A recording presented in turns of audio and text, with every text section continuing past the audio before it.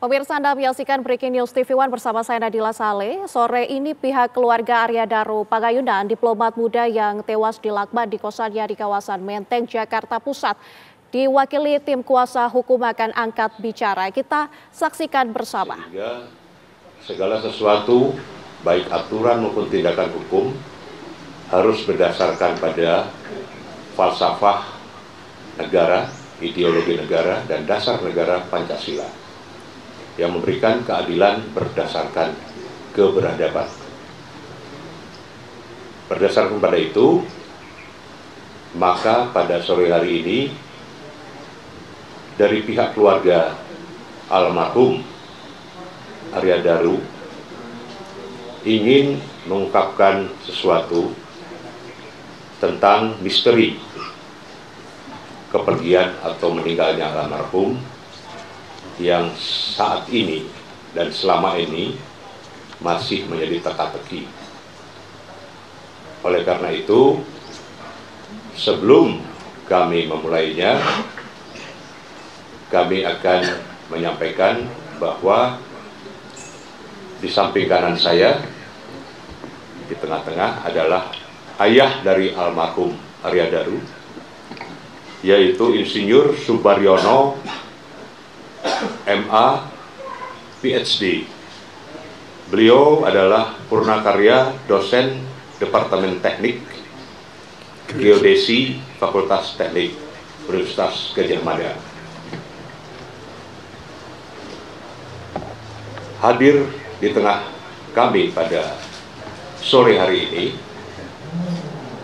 karena dari pihak keluarga baru bisa speak up saat ini sehubungan dengan kegoncangan dari pihak keluarga tentang misteri kematian almarhum.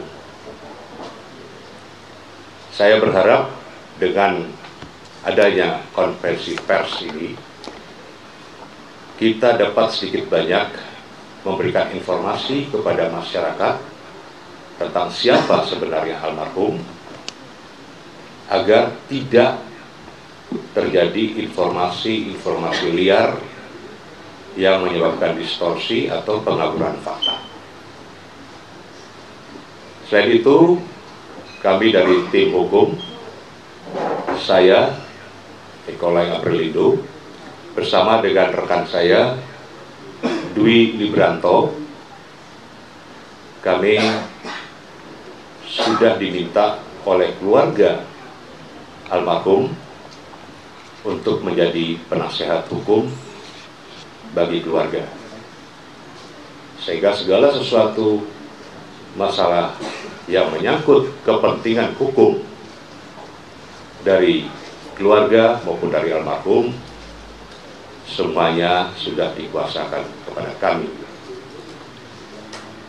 Perlu saya sampaikan bahwa kenapa kami mau menerima sebagai penasihat hukum daripada keluarga almarhum. Ini semua semata-mata hanya karena melihat sisi kemanusiaan, sisi hak asasi manusia, dan sisi kepentingan hukum dari keluarga maupun almarhum. Seperti kita ketahui bersama bahwa hak asasi manusia itu melekat dari sejak berada dalam janin, dalam perut, sampai lahir dan sampai meninggal pun hak asasi manusia itu melekat. Sehingga apa yang terjadi perlu kami ungkapkan dari sisi kemanusiaan, dari sisi hak asasi manusia, dan dari sisi hukum. Dan kami menerima permintaan dari keluarga sebagai penasihat hukum. Kami mau melakukannya secara pro bono. Kami tidak mengambil keuntungan apapun, tapi kami melakukan secara pro bono, sekali lagi dari sisi kemanusiaan dan hak asasi manusia. Selanjutnya, untuk mengetahui tentang apa dan bagaimana siapa almarhum Arya Daru, kami berikan kesempatan kepada ayahanda dari almarhum Arya Daru untuk menjelaskan tentang almarhum. Untuk itu, waktu kami persilakan kepada Bapak Suparyono.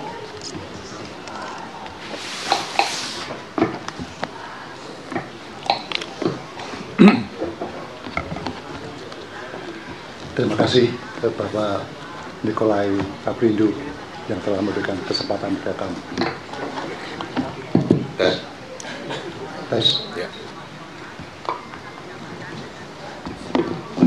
Saya perkenalkan diri, seperti sudah diperkenalkan oleh Bapak Nikolai, tetapi saya kira tidak ada buruknya kalau saya menegaskan kembali. Nama saya Suparyono dan saya adalah ayah kandung dari Arya Daru Pangayunan, diplomat muda yang ditemukan dalam keadaan meninggal dunia di kamar tempat kosnya berada di Jakarta. Agak dekat. Itu merupakan suatu pukulan yang sangat berat bagi keluarga kami. Banyak hal yang membuat itu kami menjadi kemudian shock, terpuruk, dan tidak berdaya. Kami hanya berdua dengan istri saya, dan Daru adalah anak tunggal kami. Anak tunggal yang kami tunggu-tunggu setelah 3 kali gagal, miscarriage, keguguran. Dan dokter baru menemukan terapinya keempat. Lahirlah seorang bayi laki-laki yang kami beri nama Arya Daru Pangayunan. Saya memikirkan apa yang saya harus sampaikan kalau nama itu adalah sebuah doa. Maka saya tentukan Arya adalah laki-laki terhormat. Daru adalah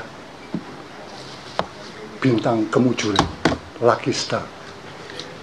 Ada merupakan suatu karunia dari Tuhan yang Maha Kuasa kepada kami untuk itu.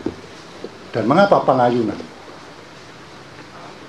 Itu adalah suatu hal di mana itu ada pada pangkuan kami, pada ayunan kami di situ. Proses itu proses yang panjang karena si ibu harus bed rest hampir seluruh kehamilannya karena kesulitan di dalam proses kehamilan pregnancy itu tadi. Jadi ada suatu kebutuhan yang harus yang bersangkutan itu adalah sesuatu yang berat pada waktu itu karena ada saya masih dosen muda, secara finansial apapun tidak ada kekuatan untuk itu. Tapi bersyukur alhamdulillah akhirnya lahir dengan selamat melalui operasi sesar dan itulah kemudian kami besarkan di situ. Dan proses berjalan menjadi seperti yang karir terakhir itu, tapi kemudian Allah Subhanahu wa Ta'ala mengambilnya dengan tiba-tiba dengan seperti itu. Kami tidak hanya kehilangan Arya Daru, tetapi kehilangan harapan-harapan yang sudah disampaikan kepada Arya Daru dengan cita-citanya dan prestasinya itu. Itulah yang kemudian kami betul-betul terpuruk dan kemudian banyak yang bertanya-tanya, mengapa tidak ada kemudian suatu statement dari keluarga? Karena semua ada pada keadaan shock. Ditambah lagi, istri saya, ini hal yang privasi sebetulnya, tetapi kami harus sampaikan. Mengapa saya tidak muncul segera untuk kemudian menyampaikan itu? Adalah juga masalah kesehatan. Jadi, ibunya Daru, Titi Sularti, tahun lalu didiagnosis terkena kanker kolon yang harus kemudian dilakukan operasi untuk mengambil jaringan yang merusak itu, kemudian istri saya harus menggunakan colostomy bag, bapak-bapak mengetahui itu, di mana harus dipasang di situ, yang seharusnya itu kemudian selesai pada bulan ini, tetapi kemudian bulan yang lalu ada kabar yang seperti itu kembali memukul istri saya, sehingga kemudian pada waktu diagnosa terpaksa proses selanjutan itu belum bisa dilakukan, tapi harus menunggu 3 bulan untuk memastikan bahwa ibunya Daru atau istri saya siap untuk itu. Jadi itulah tragedi atau apapun, suatu kesedihan yang bertubi-tubi yang kami hadapi untuk itu. Masalah pribadi namun kami sampaikan. Nah, kemudian apa yang setelah Daru lahir? Dia lahir dengan sehat.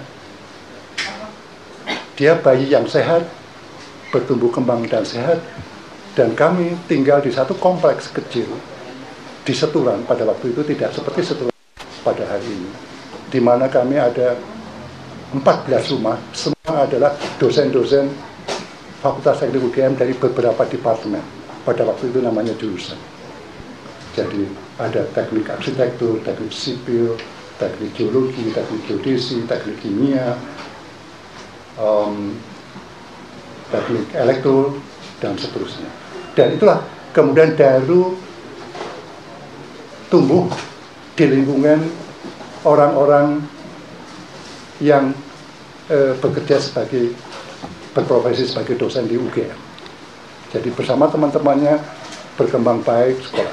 Dan pada tahun itu, Daru lahir tahun 86, saya dan teman-teman pada waktu itu sudah mulai berangkat tugas ke luar negeri untuk melanjutkan pasca sarjana, baik itu master maupun PhD. Sehingga kemudian kami juga bersyukur mendapatkan kesempatan untuk berangkat ke Kanada, ke University of Waterloo, di mana saya mengambil master saya di sana. Tapi dana tidak mencukupi untuk membawa keluarga, sehingga saya harus menabung. Tahun berikutnya, tahun kedua, baru kami jemput Daru dan ibunya bergabung kepada kami. Jadi dia ada pertama kali dia keluar dari Indonesia itu adalah tahun 1888. 1988.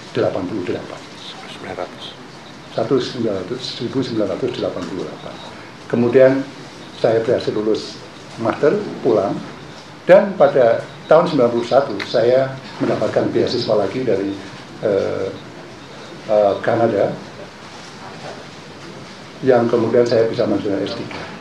Nah, kemudian Daru bergabung dengan kami. Waktu itu berangkat sudah kelas 2 dan kemudian dia sekolah di Kanada. Disitulah dia berkembang di sana. Saya merasa bahwa apa yang Daru kami itu adalah dia peroleh dari salah satunya adalah pendidikan di sana, di mana tata cara kehidupan yang baik itu diajarkan.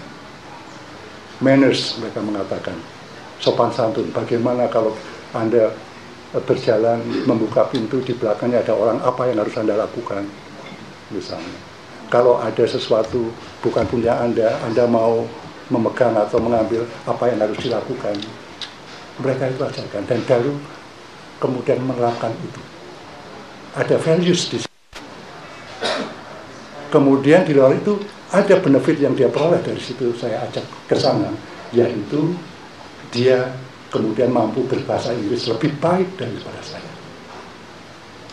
Karena anak-anak dia berkembang di situ, dan disitulah kemudian kami pulang, yang kemudian kami kembali ke Jogja, dan Daru memulai kehidupan baru di Jogja yang harus beradaptasi dari berbahasa Inggris menjadi berbahasa Indonesia dengan sistem pendidikan yang sangat berbeda. Pada waktu itu, Bapak Ibu akan ingat, masih pada zaman Pak Harto, di mana setiap murid sekolah harus menghafal P4 dan sebagainya.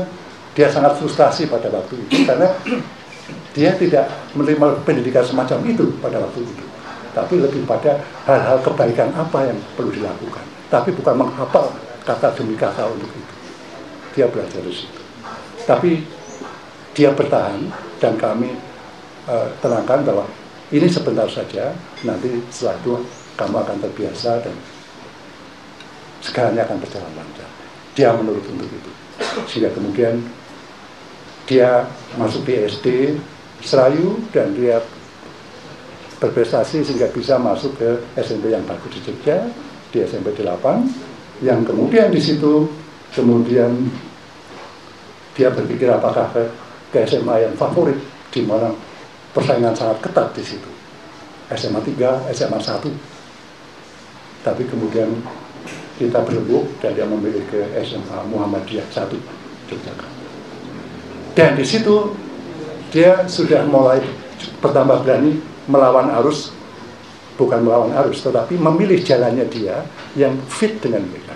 Pada waktu itu semua orang ingin, kalau di SMA itu masuk ke sekolah, ke kelas IPA, karena di situ akan jadi dokter, akan jadi insinyur, akan jadi segala macam. Tapi dia memilih aku yang sosial saja. Tapi dia konsekuen untuk itu, untuk belajar di situ. Apa yang dia peroleh dengan pilihan dia menjadi menonjol di kelas itu. Dan pada waktu itu kemudian ada seleksi untuk pertukaran mahasiswa se-ASEAN dari SMA di Jogja, dari SMA favorit itu diberi kesempatan untuk itu dan baru terpilih untuk itu. Jadi kemudian mulai dari SMA dia sudah berkenalan dengan dunia internasional, bergaul dengan berbagai budaya internasional untuk itu. Jadi dia meskipun anak tunggal tapi tumbuh secara mandiri untuk itu. Dia bukan anak tunggal yang cengeng, yang selalu merengek-rengek meminta sesuatu. Tapi dia akan tunjukkan apa prestasi dia. Baru kemudian orang lain terserah mau menghargai atau tidak. Itu saya amati dari kecil. Jadi dia bekerja keras sesuai dengan passionnya. Dan dia tidak menuntut siapapun untuk menghargai dia. Dan itulah barangkali kemudian dia menjadi sangat populer di antara teman-teman. Dan siapapun yang mengenal dari dia sangat disayangi oleh teman-temannya, saudara-saudaranya, dan semua yang ada. Dan itu yang sangat mengharukan dan membanggakan kami untuk itu. Dan kalau Bapak Ibu yang hadir di sini saya melihat di YouTube Daru memakai baju kuning dengan istrinya, itu bukan busana daerah Indonesia. Dia tahun lalu itu ada di Thailand karena ada reuni dengan dulu mantan-mantan delegasi ASEAN dari berbagai negara itu yang berkumpul di situ. Masing-masing rata-rata berhasil dalam karirnya bertemu di situ. Jadi dia menunjukkan rasa kebanggaan dan kebahagiaannya untuk itu. Itu yang saya sampaikan adalah betapa Daru itu adalah seorang yang mandiri, yang dia tidak harus dengan tepuk tangan, tapi dia tetap berkarya untuk kehidupan. Dan dia yang kedua, dia itu seorang yang sangat bertanggung jawab atas pilihan-pilihannya.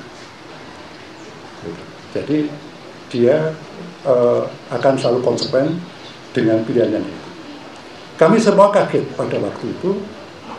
Dia baru berumur, kalau dia lahir 86, 2011 itu umur berapa? Lahir 86. Dia minta menikah dengan istrinya yang bernama Meta Ayu Puspitantri. Saya menikah dulu umur 27, jadi baru saja wisuda. Tapi dia minta menikah. Lah kamu mau biaya dari mana untuk keluargamu? Tapi dia tidak risau dengan itu. Saya mau cari kerjaan di Jakarta. apapun akan saya lakukan karena kami sudah berkomitmen untuk menikah itu. Nah, itulah kemudian dia bekerja sebagai tutor bahasa Inggris di Jakarta. Dia kos di Kelapa Gading. Dia sudah menikah. Dia harus bekerja seperti itu. Tapi juga kemudian mungkin itu adalah suatu dari apa yang saya yakini dalam agama kami, ada takdir yang di situ. Ada temannya kemudian yang sesama tutor itu akan berangkat ke Kanada. Loh, kamu bisa ke Kanada kenapa? Aku mendaftar sebagai local staff di Kanada sih. Dia lalu kepikiran, maka dia kemudian juga melamar sebagai local staff di Myanmar pada waktu itu. Jadi kalau dia di Kementerian Luar Negeri pertama di Myanmar, dia sebenarnya belum ASN. Dia adalah seorang local staff yang kemudian harus bekerja di sana karena untuk membiayai istrinya yang sudah hamil itu. Ini yang kemudian bagi saya melihat itu sebagai tanggung jawabnya. Dia tidak menuntut orang tuanya untuk kemudian membiayai istrinya, tapi istrinya masih ikut dengan orang tua. Nah, disitulah kemudian pada waktu itu dia ditantang, kamu kan lulusan HI UGM, kok mau mainnya jadi lokal staff yang barangkali kamu cuma jadi tukang fotokopi atau jadi sopir dan sebagainya. Dia tidak masalah. Tapi Tuhan berkait. Di sana kemudian ketemu Dr. Sigit, seorang diplomat yang kemudian tahu tentang kemampuan Daru, kemudian dia diangkat sebagai asisten utamanya untuk di bidang politik untuk itu. Sehingga kemudian dia makin terpacu untuk kemudian mengulang, kemudian melakukan upaya untuk bisa menjadi seorang diplomat. Sehingga kemudian dia 2013 mengikuti tes, baru 2014 itu diterima sebagai ASN di KEM. Itulah ada karier Arya Daru di situ. Dan disinilah pengorbanan dia, bagaimana dia harus meninggalkan istrinya yang pada waktu itu juga seperti ibunya dulu ada kesulitan kehamilan, tapi juga sama prosesnya. Dia harus bed rest, tapi kemudian menghasilkan anak pertama, cucu saya pertama yang diberi nama Althea Alina Pangayuna. Nah, setelah menjadi ASN di Kemenlu, itulah dia mulai berkarier sebagaimana layaknya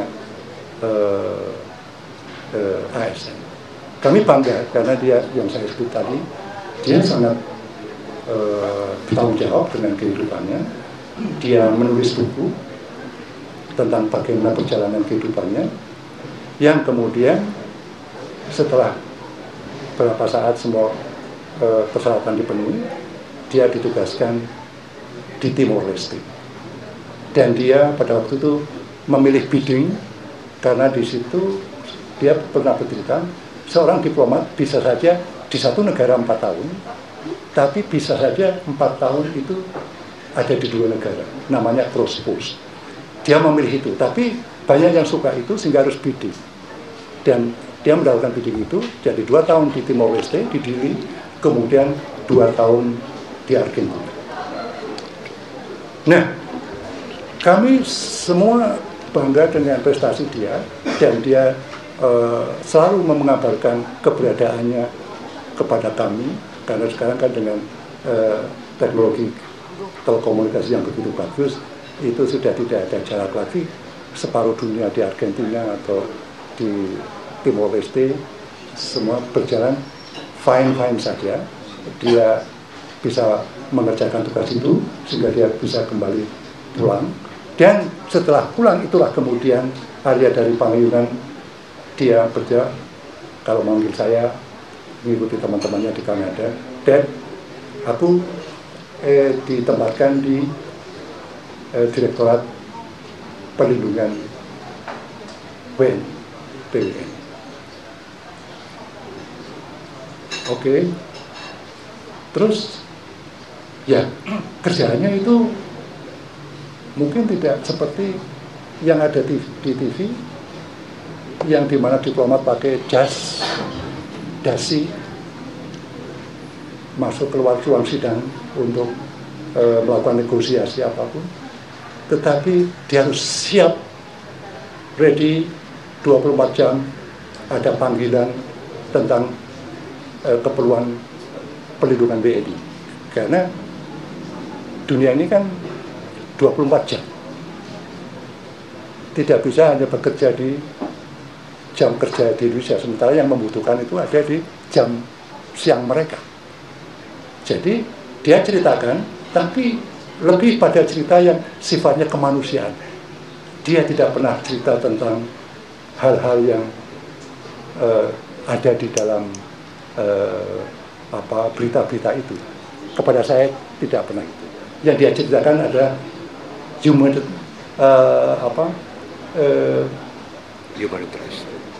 humanity assistance, aid. Jadi di situ hanya membantu kemanusiaan. Contohnya,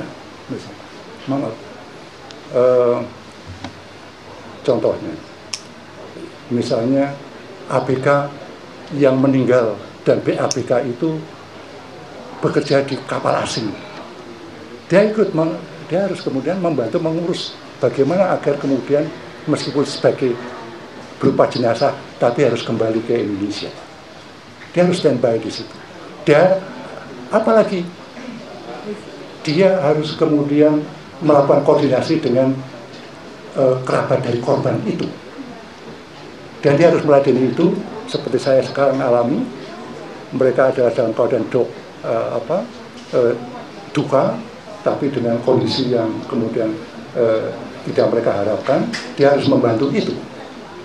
Jadi harus menjelaskan kepada mereka bagaimana pengurusannya, dan sampai kemudian dari PWNI juga ada suatu SOP di mana pemerintah harus mengantarkan jenazah itu sampai ke tempat tinggal dari WNI yang wafat itu. Dan kasusnya bisa tadi meninggal karena kecelakaan semacam itu. Ada juga yang karena kriminalitas dari Amerika atau meninggal di sana, kemudian harus dijemput, biasanya dijemput di bandara, kemudian sering kriminal dengan tergantung institusi yang terkait. Karena kalau itu tenaga kerja kan ada badan yang mengurusi ketenaga kerjaan di situ, harus ada koordinasi. Itu salah satunya. Kemudian dia cerita lagi, Mam, aku ada tugas ke Arab. Apa yang ke Arab? Katanya kamu biasanya yang di Arab itu yang pintar-pintar bahasa Arab ya. Urusannya adalah di sana itu banyak TKI kita yang stres, sehingga tugasnya adalah menjadi ketua tim yang kemudian timnya itu dari kesehatan, dari psikologi, dari sosial dan sebagainya, kemudian yang akan kemudian melakukan terapi terhadap TKW, TKI dan sebagainya. Kemudian pernah lagi aku tugas kemana? Ke Taiwan. Kenapa di sana? Harus menjemput anak-anak yang tidak diinginkan oleh orang tuanya yang bekerja di Taiwan, tapi dia harus kembali di situ. Apa yang ilustrasi yang saya sampaikan itu adalah pekerjaan Daru sehari-hari sebagai diplomat, tetapi kemudian isinya adalah betul-betul tugas-tugas kemanusiaan untuk itu. Dan dia tidak mengeluh, tidak apa, paling-paling kalau setiap malam mesti sama ibunya video call, dia panggilnya Mam. Gimana Daru? I'm okay, Mam. Cuman capek, paling selalu seperti itu. Sampai kemudian Sabtu terakhir dia seperti itu kepada Mam. Jadi itu yang saya sebut sebagai satu tanggung jawab. Nah, kemudian setelah dia itu di PWNI, kemudian ada promosi. Nah, promosi itulah yang kemudian membahagiakan kepada kami. Setelah 3 tahun ini bekerja keras seperti itu, kemudian dia mendapatkan post di Helsinki, Finlandia. Sesuatu yang banyak orang menginginkan di sana. Kebetulan saya pernah ke sana, jadi aduh bagus sekali, pendidikannya bagus, anak-anaknya ini pada usia pendidikan. Saya ingat pada waktu dulu saya bawa ke Kanada, itu mendapatkan tadi bagaimana berinteraksi dengan manusia lain, saling menghargai dalam praktek. Ya kan, kita seperti di sini kan seringkali susah. Di hadapan lift itu kan kita tidak tahu tata cara yang sebenarnya baik untuk masuk dan keluar dari lift. Kita sering bertumburan di sana.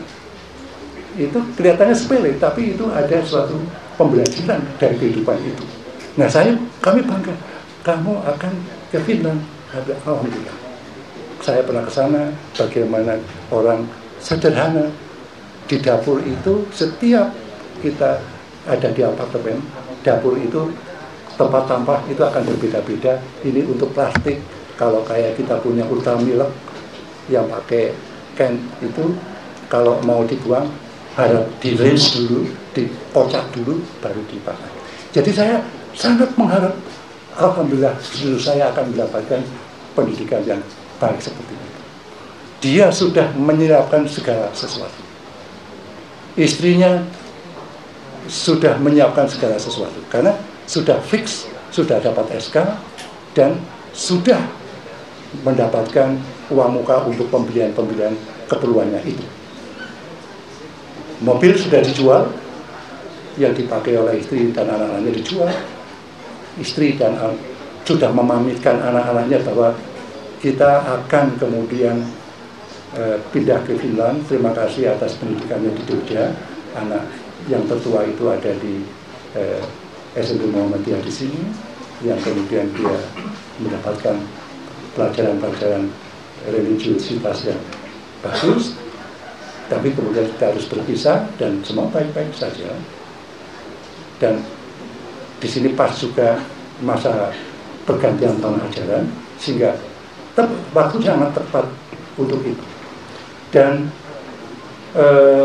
istrinya juga sudah sangat siap untuk itu. Dan zaman sekarang sudah ada online shopping, sehingga dia sudah menyiapkan apa yang barang yang ada ada di dalam apartemennya. Dia sudah menandai suatu saat dia tinggal pesan di situ, barang sudah jadi. Semua seperti itu sudah disiapkan itu. Dan kemudian tradisi atau apapun yang ada di Kemenlu adalah yang mungkin berbeda dengan di tempat lain, adalah bagi orang tua kandung maupun mertuanya itu dibuatkan paspor dinas oleh Kemenlu, dan itu sudah saya terima. Jadi di situ orang tua kandung itu mendapatkan privilege itu untuk kemudian seperti dulu yang pertama tunjuk. Ya, akan saya tunjukkan.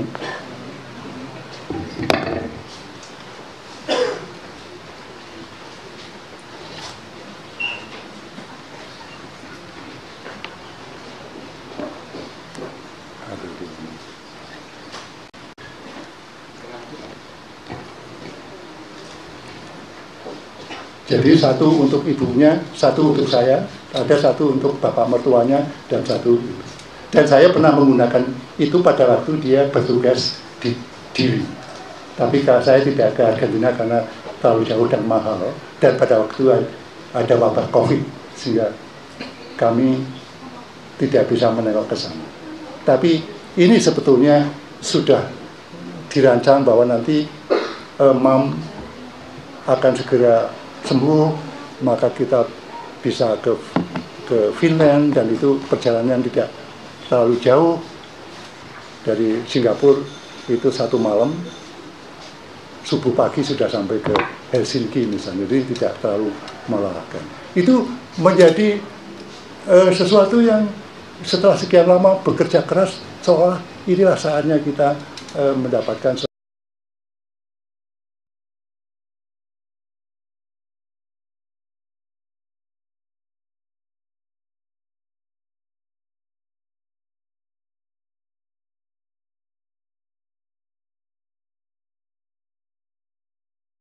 Pemirsa, itulah tadi pernyataan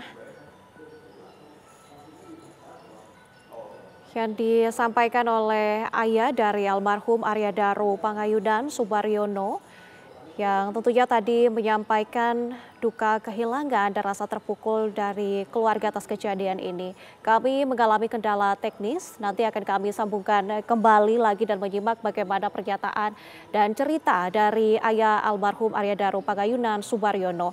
Tadi Subaryono sudah menceritakan bagaimana masa hidup kemudian perjalanan karir dari Arya Daru hingga menjadi seorang diplomat yang sempat mendapatkan tugas di Timur Leste, kemudian Taiwan, Argentina, Finlandia, dan pernah ditempatkan di bagian Direktorat Perlindungan Warga Negara Indonesia. Dijelaskan bahwa sebagian besar tugas yang diemban oleh Arya Daru Pangayudan adalah tugas kemanusiaan. Ia pun menyebutkan bahwa Arya Daru selalu siap bertugas selama 24 jam. Dijelaskan juga bagaimana kepribadian dari almarhum Arya Daru Pangayudan yang merupakan sosok pekerja keras, mandiri, berprestasi, dan menjadi kebanggaan keluarga.